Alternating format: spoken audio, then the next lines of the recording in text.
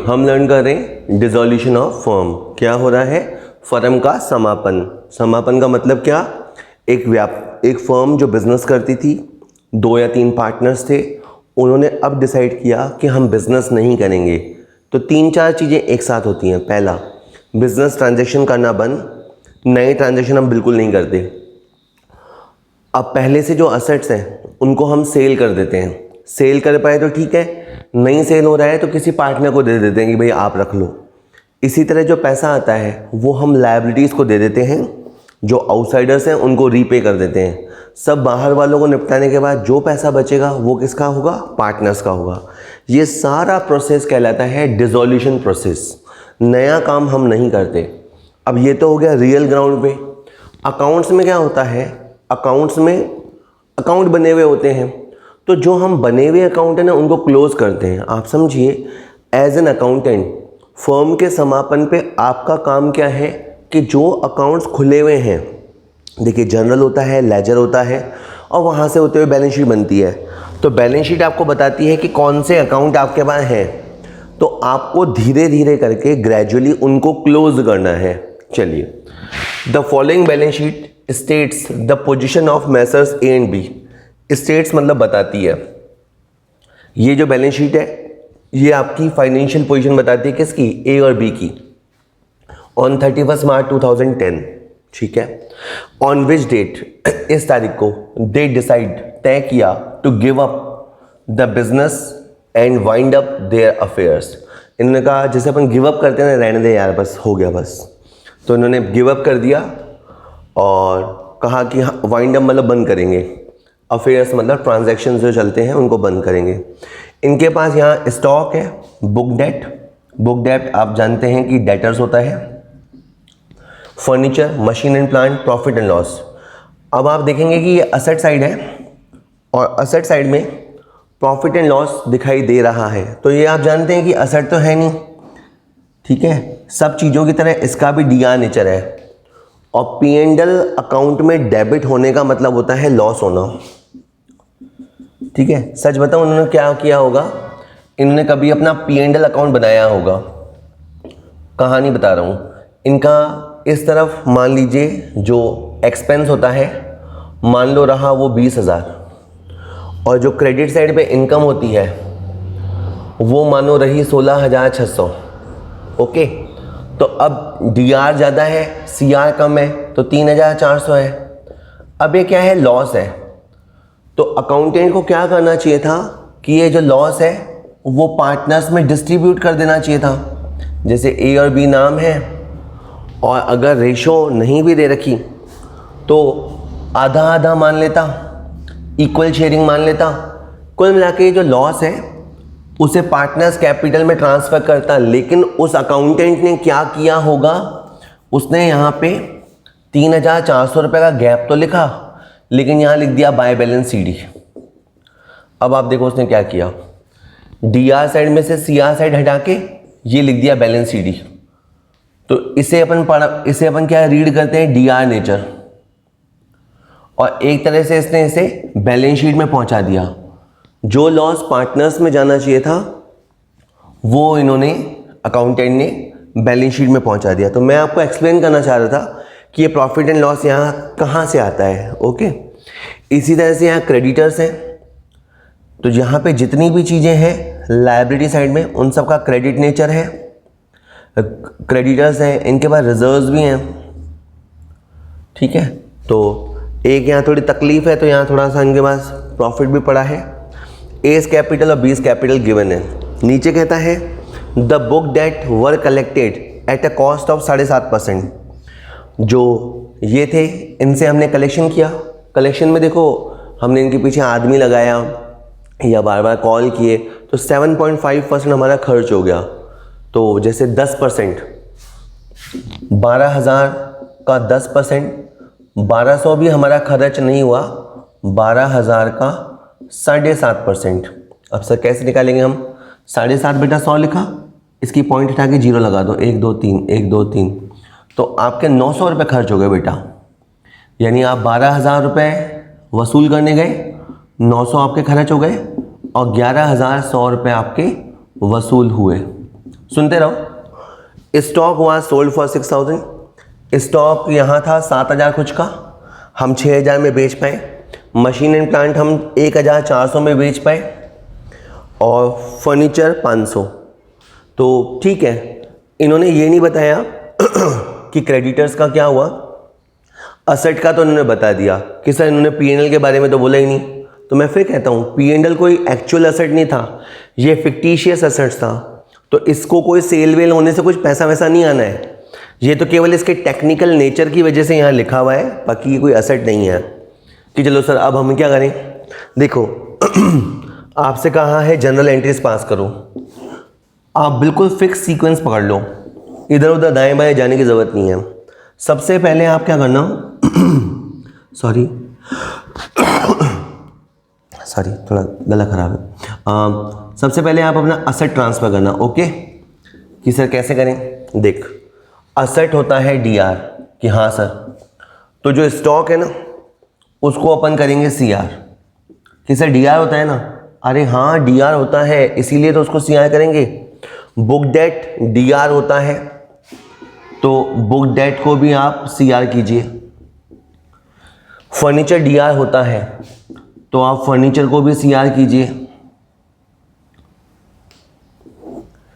Machine and plant DR होता है, तो आप मशीन एंड प्लांट को भी CR कीजिए। इस तरह से अपन इन सब को ठिकाने लगा देंगे और इन सब की जो टोटल होने वाली है 12, 19, 20, 21,400 21,400 रुपये के सन्ड्री असेट्स है कि सर कहाँ ट्रांसफ़र कर दो। Realisation account. डिसोल्यूशन करते समय एक स्पेशल अकाउंट की मदद ली जाती है, उसका नाम होता है रियलाइजेशन अकाउंट। हिंदी में बोलते हैं वसूली खाता। ठीक है, जैसे गोलमाल सीरीज़ में आता है ना वसूली भाई, ये हमारा वसूली भाई है, तो सारे मैटर हम इसको दे देते हैं वसूली भाई को। उसके बाद ये प्रॉफिट एंड लॉस रह गया, तो यहाँ पे लिखा मैंने, देखो प्रॉफिट एंड लॉस का क्या नेचर है DR, तो हम प्रॉफिट एंड लॉस को तो करेंगे CR। ऊपर आ जाएगा एस कैपिटल और बीस कैपिटल। तो जो आपकी ये लॉस है उसको हम एस कैपिटल और बीस कैपिटल करके लिख देंगे। ओके, ये हर चैप्टर में होता है, चाहे एडमिशन हो, रिटायरमेंट हो, चाहे डिसोल्यूशन हो। यहाँ पे अगर इस तरह की कोई आइटम है तो उसे आप डिस्ट्रीब्यूट करेंगे, और जो होशियार बच्चे हैं वो जानते हैं कि जो काम हमें पहले करना चाहिए था वो काम हमने अब किया है। इधर से क्रेडिटर CR होता है, इस बात को आप याद रखो। Sundry creditors DR to realisation. जो चीज़ क्रेडिट है उसको और क्रेडिट करने की ज़रूरत नहीं है, उसे आप डेबिट करके ख़त्म करो। 3,800। तो जब आप क्वेश्चन का पहला हिस्सा सॉल्व करेंगे तो आपको नीचे देखने की ज़रूरत नहीं है, आप बैलेंस शीट में देखते जाओ। इसी तरह से रिज़र्व क्रेडिट होता है, तो आप रिज़र्व को डेबिट कर दो आप रिज़र्व को डेबिट कर दो और एस कैपिटल और बीस कैपिटल लिख दो। ओके, जैसे ये रिज़र्व है आपकी 2,000 की, और ए और बी का आपस में रेशो बता नहीं रखा, तो आप बराबर मान लो और रिज़र्व को डिस्ट्रीब्यूट कर दो। केवल हमने किसे डिस्ट्रीब्यूट नहीं किया, कैपिटल को। कैपिटल के अलावा हमने सबको ठिकाने लगा दिया। अब जो बुक डेट है उनसे कलेक्शन हुआ, 7.5% कॉस्ट आई, यानी 7.5% खर्चा हुआ। जैसे मैंने बताया कि 12,000 में आपके 900 रुपये खर्च हो गए और 11,100 हमें मिला। Cash account DR, bad debts DR to debtor. अगर आप छोटी क्लासेस में होते तो मैं तुम्हें बोलता कि 12,000 में से 11,100 रुपये मिला और बाकी का बैड डेट्स लिखेंगे। लेकिन आपको यहाँ पे बैड डेट्स नहीं लिखना। कि सर क्यों नहीं लिखना? देखो, डिसोल्यूशन के टाइम पे नए अकाउंट बनाने की ज़रूरत नहीं है, हम तो जो अकाउंट बने हुए हैं उनको निपटाने की तैयारी में है, तो आप फिर एक नया अकाउंट मत क्रिएट करो। रहा मैटर डेटर या बुक डेट, तो बुक डेट अकाउंट भी ट्रांसफ़र हो चुका, ये सारे अकाउंट देखो बेटा ट्रांसफ़र हो गए, तो अपने यहाँ पे आपको रियलाइजेशन लिखना है। तो थोड़ा आप अपने आप को समझाओ, अपनी एंट्री को रिफाइंड वे में बोलो, ठीक है। और ये वैसे भी आपको लाइफ में भी सीखना पड़ेगा। आपको कोई चीज़ आती होगी, वो आपको मदद करेगी, लेकिन आपको हर जगह वो चीज़ एज इट इज़ अप्लाई नहीं करनी है। आपको अपने हिसाब से थोड़ा सा सोच समझ के अप्लाई करनी है। इसी तरह जैसे स्टॉक सेल हुआ, मशीन सेल हुआ, फर्नीचर सेल हुआ, सेल से क्या होगा, कैश आएगा। तो देखो कैश और आएगा तो लिखते नहीं अपन, उसकी जगह डीआर लिखते हैं। तो एंट्री हो गई cash account DR to realisation. और फिर मैं इसकी अमाउंट जोड़ दूंगा, जैसे 6,000 रुपये, 1,400 रुपये और 500 रुपये, 7,900 कि सर हम अलग अलग एंट्री कर सकते हैं क्या? बिल्कुल कर सकते हैं। आप अलग अलग एंट्री करें तो भी ठीक है। तीनों एंट्रीज का पैटर्न एक जैसा था तो मैंने तीनों को ऐड कर दिया। अब क्वेश्चन इस क्रेडिटर के बारे में साइलेंट है, तो भी आपको इसका पेमेंट करना है। पेमेंट करना है तो आपका कैश जाएगा, ठीक है, और ऊपर आएगा रियलाइजेशन। तो एंट्री बनेगी realisation account DR to cash. अब आप कह सकते हैं कि सर क्वेश्चन ख़त्म हो गया क्या? तो सच बताऊं, क्वेश्चन ख़त्म नहीं हुआ। अभी अपन ने जो किया ना वो केवल जर्नल एंट्रीज है। इस क्वेश्चनों में 3 अकाउंट मांगे जाते हैं। एक होता है रियलाइजेशन अकाउंट, वसूली खाता, एक होता है पार्टनर्स कैपिटल अकाउंट और एक होता है कैश अकाउंट। खास बात यह है कि बैलेंस शीट नहीं होती। अगर कोई फर्म डिसॉल्व हो गई, कोई फर्म समाप्त हो गई, तो अब उनका कोई ना तो पोजीशन बचा है ना कुछ बचा है, तो उनके पास कोई बैलेंस शीट नहीं होती। अंत में 3 अकाउंट बनते हैं, रियलाइजेशन, पार्टनर्स कैपिटल, कैश। मैं आपको थोड़ा सा रियलाइजेशन की झलक दे देता हूँ। आज तो अपन इस वीडियो में केवल इसकी थोड़ी झलक देख लेते हैं। रियलाइजेशन अकाउंट बनेगा तो कैसा बनेगा, या ये बनेगा तो क्यों बनेगा। चलिए एक बार आप देख लीजिए थोड़ा सा। देखो बेटा, ये मैंने बनाया realisation account, okay. Realisation account के डीआर में जाके आपको ये लिखना है, to stock, to book debt, stock हो गया, बुक डेट हो गया, फर्नीचर हो गया, मशीन एंड प्लांट हो गया, ओके। तो पहले आपको ये सब ट्रांसफर करना है। 7,200,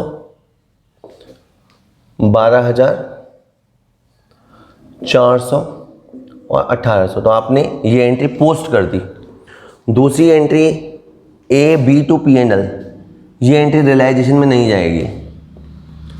क्रेडिटर टू रियलाइजेशन, रियलाइजेशन कहाँ है? CR location.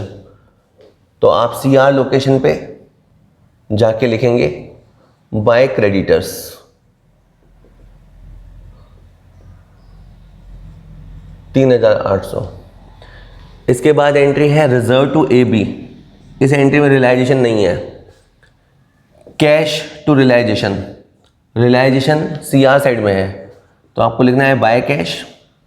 बाय कैश करके यहाँ पे आपको एक एक करके असेट का नाम लिखना है कि कितना कितना पैसा आया। बुक डेट से आया, ये जस्ट एक प्रेजेंटेशन है। स्टॉक से आया, मशीन से आया और फर्नीचर से आया। तो जस्ट हम बता रहे हैं कि कितना पैसा आया। एक तरह से ये असेट्स के नाम लिखे हुए हैं और किससे कितना आया वो सामने प्रिंट हो रखा है। 11, 17, 18, 19,000 रुपये आया, ओके। और एक एंट्री है बेटा जी रियलाइजेशन टू कैश, तो यहाँ पे आ जाएगा टू कैश 3,800, ओके। फाइनली आपको क्या करना है, इधर आपका जो टोटल है वो है 22,800 CR साइड में। इधर हो गया आपका 12, 19, 20, 21, 21,400, 24,400, 25,200, 25,200। तो दोनों तरफ का जो गैप है बेटा वो है 2,400 का। कि सर हमें समझ ही नहीं आ रहा। मैंने जो भी एंट्रीज है ना उनको यहाँ पोस्ट किया है। आपकी DR की टोटल निकाली, आपकी CR की टोटल निकाली। DR की टोटल ज़्यादा है और दोनों तरफ गैप है वो है 2400 का गैप। डेबिट ज़्यादा होना लॉस को इंडिकेट करता है और ये लॉस पार्टनर्स को बेयर करना होगा। पार्टनर्स के नाम ए और बी हैं, उनको ये लॉस बेयर करना होगा और आपको एक एंट्री यहाँ से उठानी आनी चाहिए। आपकी एंट्री हो जाएगी बेटा A's capital, B's capital to realisation. Okay, 2400 की आपकी लॉस है, A's capital, B's capital to realisation. चलिए एक बार के लिए हो गया है।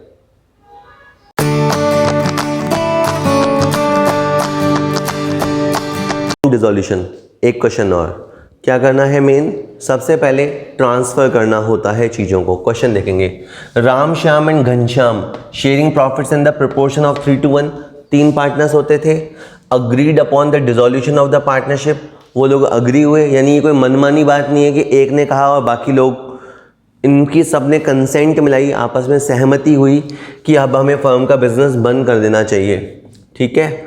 On which date their balance sheet was as under, ये इनका बैलेंस शीट पोजीशन है। आप अच्छे से समझते हैं कि ये असेट साइड है और इसका डीआर नेचर है, और ये लायबिलिटी साइड है, इसका सीआर नेचर है। नीचे जाके आपसे जर्नल एंट्रीज मांगेगा, आज की वीडियो में तो जर्नल एंट्रीज मांगेगा।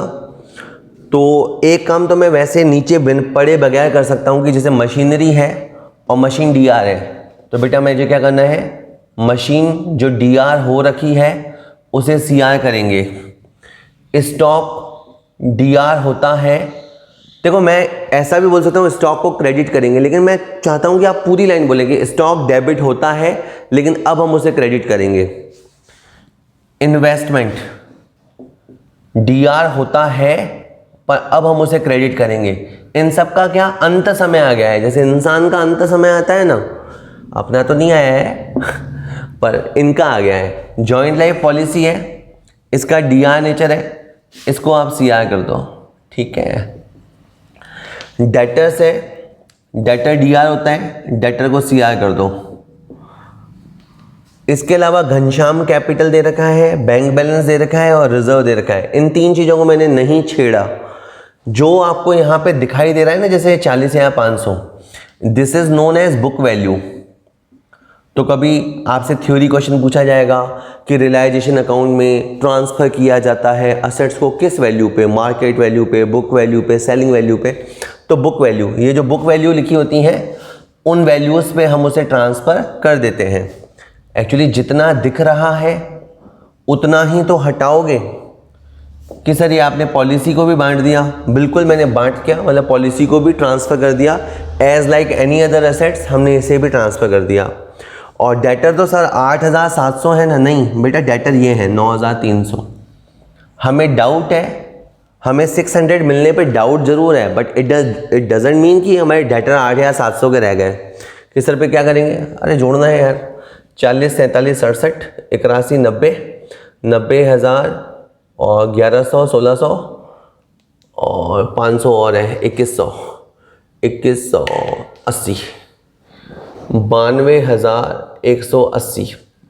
ये लिखा बेटा जी मैंने रियलाइजेशन अकाउंट। वापस जोड़ देते हैं, 40, 47, 67, 81, 90, 90 तो ये हो गया, 3, 8, 11, 11, 21, 2180। हाँ जी, तो पहली एंट्री हो गई ट्रांसफ़र की। अब आप भूलिएगा नहीं, ये जो रिजर्व है इसका सीआर नेचर होता है। ठीक है। तो मैंने लिखा जी बैड डेट्स रिजर्व, पॉपुलरली जिसे हम पीबीडी बोलते हैं, सच में ये पीबीडी ही दे रखा है पीबीडी क्रेडिट होता है, तो आप उस पीबीडी को डीआर कीजिए और टू रियलाइजेशन आएगा। तो डेटर इसमें गया, तो डेटर पे जो बेस्ड आइटम है वो भी रियलाइजेशन में जाएगी। ठीक है। मैं कई चीज़ें आपको एक साथ नहीं समझा रहा, समय आने पे धीरे धीरे बताता जाऊँगा। ये घनश्याम कैपिटल है कि सर ये कैपिटल यहाँ क्या कर रही है, तो घनश्याम की कैपिटल नेगेटिव हो गई है और डीआर नेचर है, इसका आपको कुछ नहीं करना। और ये बैंक बैलेंस है जिसका डीआर नेचर है, इसका आपको कुछ नहीं करना। ठीक है, तो आपको ये भी याद रखना होता है कि जिसका कुछ करना है कैसे करना है और किसका कुछ नहीं करना।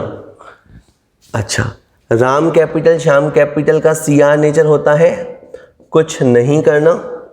ये है मिसेज राम्स लोन, भाभी जी, तो ये भाभी जी बैलेंस शीट में है ना कि छत पे है, तो भाभी जी को ट्रांसफ़र कर दो। तो आप यहाँ लिखेंगे मिसेज राम्स लोन कि सर क्या, ये CR नेचर है ना बेटा, इसे DR कर दो।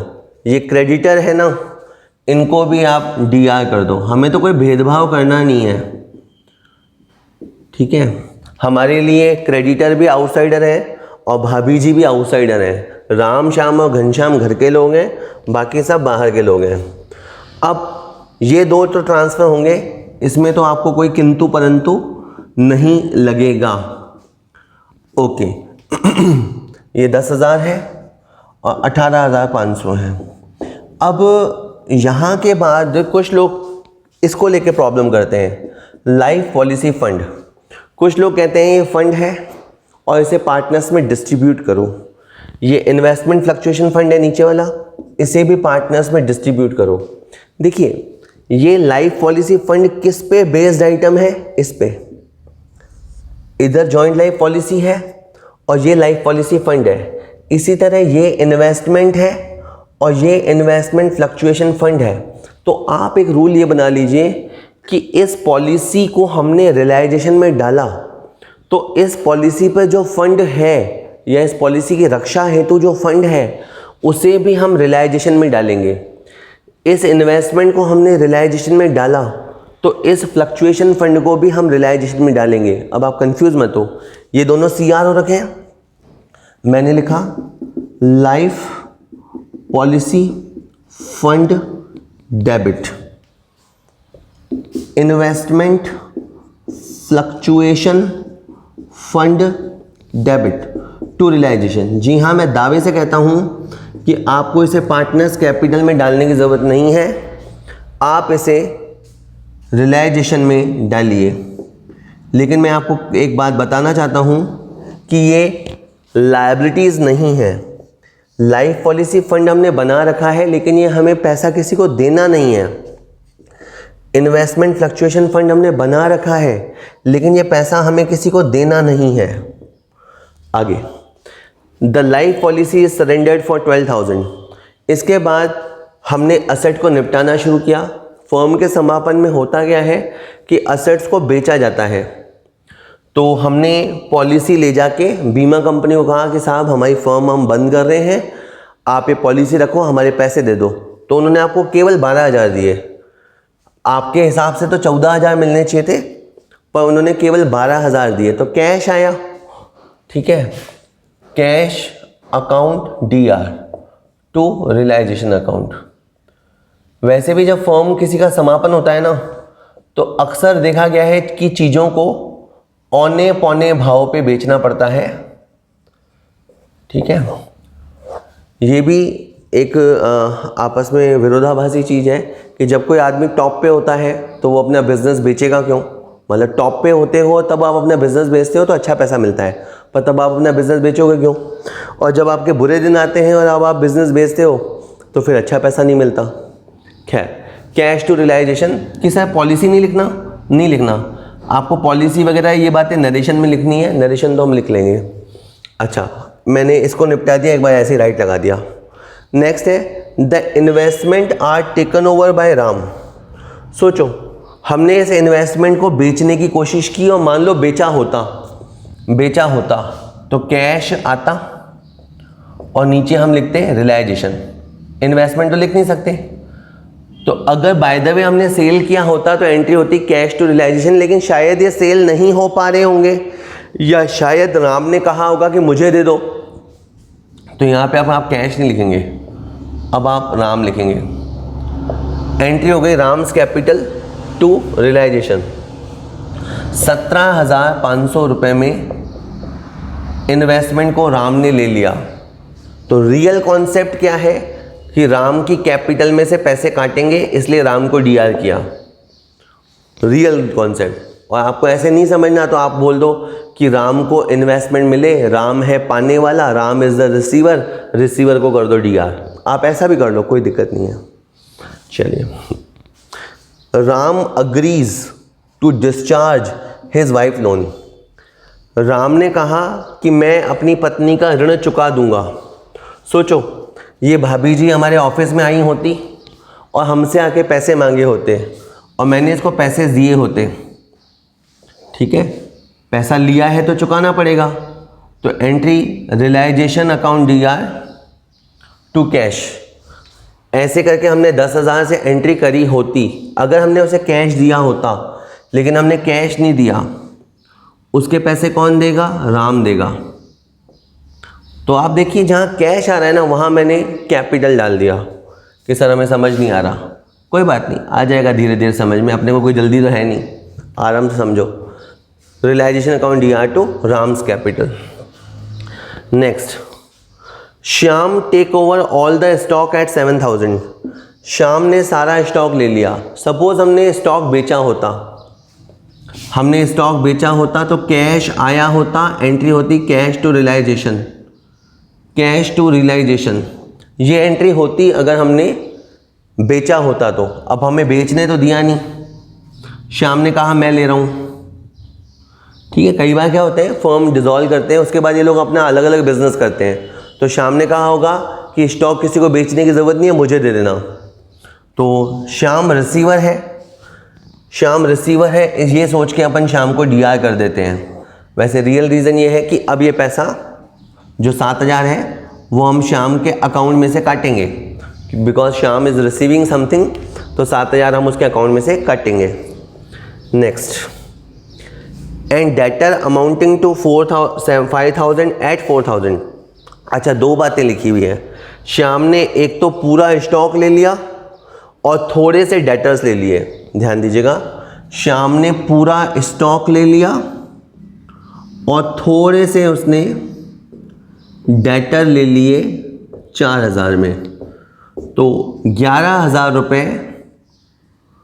यानी उसने एक तो कहा स्टॉक मुझे दे दो और ये डेटर की लिस्ट मेरे को पकड़ा दो, मैं इनसे पैसे वसूल कर लूँगा।